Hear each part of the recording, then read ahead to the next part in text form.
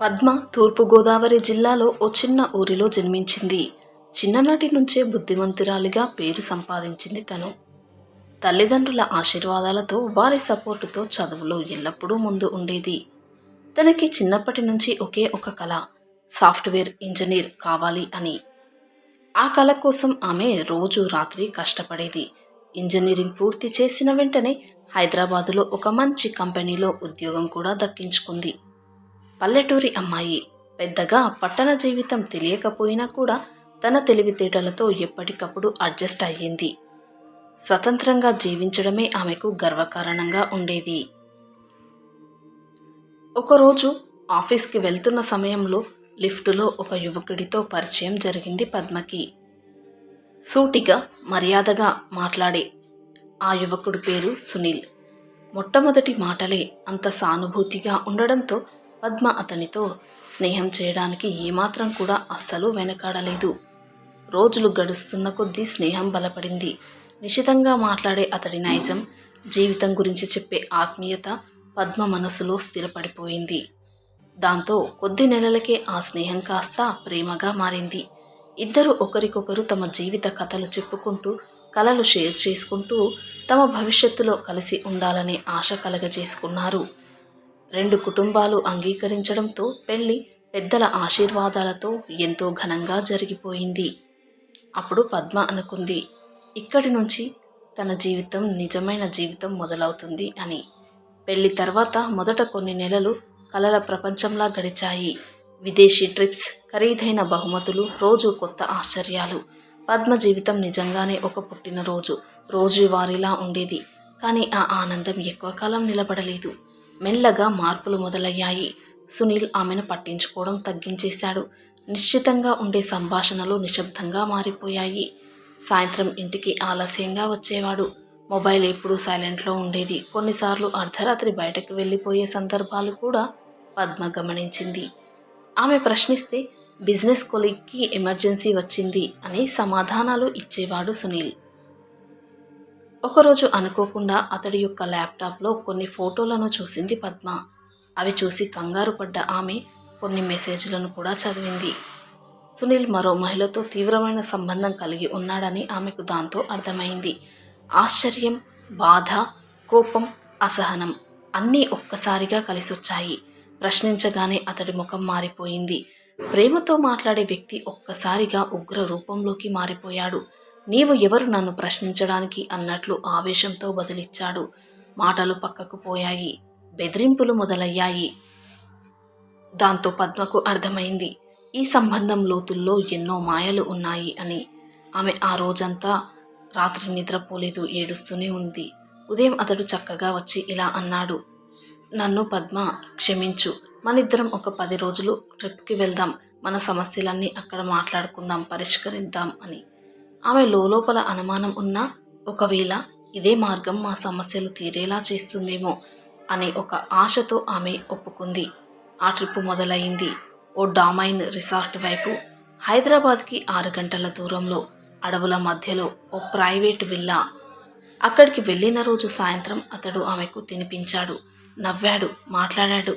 కానీ ఆ రాత్రి పద్మ నిద్ర లేచినప్పుడు తన శరీరం ఎంతో బలహీనంగా ఉందని తను గ్రహించింది. తల తిరుగుతుంది, శరీరం కదలడం లేదు. తన చుట్టూ చూసుకున్నప్పుడు అది ఓ మూసిన గది. వెలుగు లేదు, తలుపు మూసి ఉంది. కిటికీ కూడా చీకటిలో మునిగిపోయింది. ఎక్కడో దూరంగా తలుపు బంధమైన శబ్దం. కాసేపటికి ఆ శబ్దాలేవీ లేవు, శూన్యం. అవును, సునీల్ పద్మను అక్కడే బంధించాడు. ఒక మారుమూల ప్రైవేట్ రిసార్ట్కి తీసుకెళ్లి అతడి స్నేహితుడు లీజుకు తీసుకున్న ప్రాపర్టీలో పద్మను గదిలోకి లాక్కెళ్లి తాళం వేశాడు మత్తుమందు ఇచ్చి. ఆమెపై అతడి కోపం, అపరాధాన్ని దాచే పథకం ఇది. పద్మ మొదట కోలుకోవడానికి రోజులు పట్టింది. ఆ తర్వాత ఆకలి, దాహం, ఒంటరితనం అన్నీ కలిసొచ్చాయి. ఆ గదిలో అప్పటికి ఒక బ్రెడ్ ప్యాకెట్, ఒక వాటర్ బాటిల్ ఉంది. దాంతో ఆమె తన ఆకలి తీర్చుకోవడానికి కేవలం రోజుకు ఒక బ్రెడ్ పీస్ మరియు ఒక సిప్ వాటర్ మాత్రమే తాగేది. మొదటి 2 వారాలు ఆమెకు ఉన్న కొన్ని రోజులు నీళ్లు, కొన్ని బ్రెడ్ ముక్కలు తిన్నది. కానీ తర్వాత అవి కూడా తగ్గిపోయాయి. ఆమె తల్లిదండ్రులకు అతడు చెప్పిన కథ, పద్మ నాకు చెప్పకుండా బయటకి ఎక్కడికో వెళ్ళిపోయింది. నాకు మనసు చాలా బాధగా ఉంది. నేను ఆమెను ట్రేస్ చేయడానికి ప్రయత్నిస్తున్నాను అని. తనకు ఉన్న డబ్బుతో, స్నేహితుల పరిచయాలతో పోలీసులని కూడా అతడు తన వశంలోకి ఉంచుకున్నాడు. ఆమె ఫోన్ స్విచ్ ఆఫ్. ఎలాంటి ట్రేస్ లేదు. సోషల్ మీడియా నుంచి మాయం. ఆమె తల్లిదండ్రులు ప్రార్థనలతో క్షేమంగా ఉందని ఆశపడుతున్నారు. పద్మ గది చివరలో ఒక మూలలో ఒంటరిగా ఉంది ఆ విల్లాలో. ఒకవేళ ఒక కిటికీ ఉంటే బయటకి అరవవచ్చు.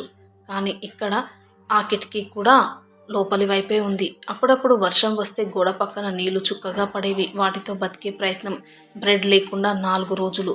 అయినా ఆమె మనసు మాత్రం ఆగలేదు. చిన్న శబ్దాలన్నీ వినిపించగానే కదలిక. ఎప్పుడో ఒక రోజు తప్పక తలుపు తెరుచుకుంటుంది అని ఒక ఆశ. 20 రోజులు గడిచాయి. అనుకోకుండా గేట్ వైపు ఓ కారు ఆగింది. సునీల్ స్నేహితుడి భార్య అకస్మాత్తుగా అక్కడికి వచ్చింది. పక్క గదుల్లో ఎవరూ లేరు. కానీ ఓ మూసిన గది ఉంది. చాలా రోజుల నుంచి అక్కడ వాసన ఉందని ఆమె అనుమానించింది. దానికోసం తాళం తీసి చూడమని చెప్పింది నౌకర్కి. గదిలోకి వెళ్ళిన వాళ్ళు పద్మను చూసిన క్షణం ఏ మనిషికైనా కన్నీళ్లు రాకమానదు. అసహ్యమైన వాసన. బహిర్ముఖంగా తినలేని స్థితిలో, మొహం మాడిపోయిన స్థితిలో పద్మ ఉన్నది. వెంటనే పోలీసులను పిలిచారు. ఆమెను హాస్పిటల్కి తరలించారు. డాక్టర్లు చెప్పారు, తినకుండా నీళ్లు తాగకుండా ఉండడం వల్ల ఆమె శరీరం 18 కిలోలు తగ్గిపోయింది. బ్లడ్ ప్రెషర్ సరిగ్గా లేదు. కాసేపు లేట్ అయితే ఆమె ప్రాణం పోయి ఉండేది అని. అయితే పద్మ జీవితం అక్కడే ఆగలేదు. కోలుకున్న వెంటనే తన అనుభవాన్ని మీడియా ముందు చెప్పింది. సోషల్ మీడియాలో పోస్ట్ పెట్టింది. అప్పటికే ఆమెను మిస్సింగ్గా రిపోర్ట్ చేసిన కేసుని మళ్ళీ తెరిచారు. ఆమె కథ దేశమంతా వైరల్ అయింది. మహిళా సంఘాలు ఆమెకు మద్దతుని ఇచ్చాయి. ఆ కేసులో సునీల్ను అరెస్టు చేశారు. కోర్టు దర్యాప్తులో అతని చీకటి వ్యవహారాలు, కుట్రలు వెలుగులోకి వచ్చాయి. చివరికి అతడికి 10 సంవత్సరాల కఠిన కారాగార శిక్షను విధించారు. పద్మ ఇప్పుడు మహిళల రక్షణ కోసం పనిచేస్తున్న ఓ యాక్టివిస్ట్. తాను ఎదుర్కొన్న బాధను మరొకరు అనుభవించకూడదు అనే లక్ష్యంతో ఆమె నిత్యం పోరాటం చేస్తుంది. ఆమె మాటల్లో చెప్పాలంటే ఆ 30 రోజులు నరకం లాంటిది. కానీ అదే నరకం నన్ను తిరిగి పుట్టించింది. ప్రేమ అనేది ఒక బలమైన విశ్వాసం. కానీ ఆ విశ్వాసాన్ని ఎవరి మీద పెట్టాలో ముందుగా తెలుసుకోవాలి. నమ్మకాన్ని అంత సులభంగా ఎవరి మీద పెట్టుకోవద్దు. ఓసారి మనం పడిపోయినా మళ్ళీ లేచి నిలబడాలంటే మన శక్తిని మర్చిపోవద్దు. మనం ఓడిపోవడంలో కాదు, తిరిగి నిలబడడంలోనే నిజమైన గెలుపు ఉంటుంది. కాదంటారా? ఫ్రెండ్స్, ఈ వీడియో కనుక మీకు నచ్చినట్లయితే ప్లీజ్ లైక్ చేసి సబ్స్క్రైబ్ చేసుకోండి. Thanks for watching.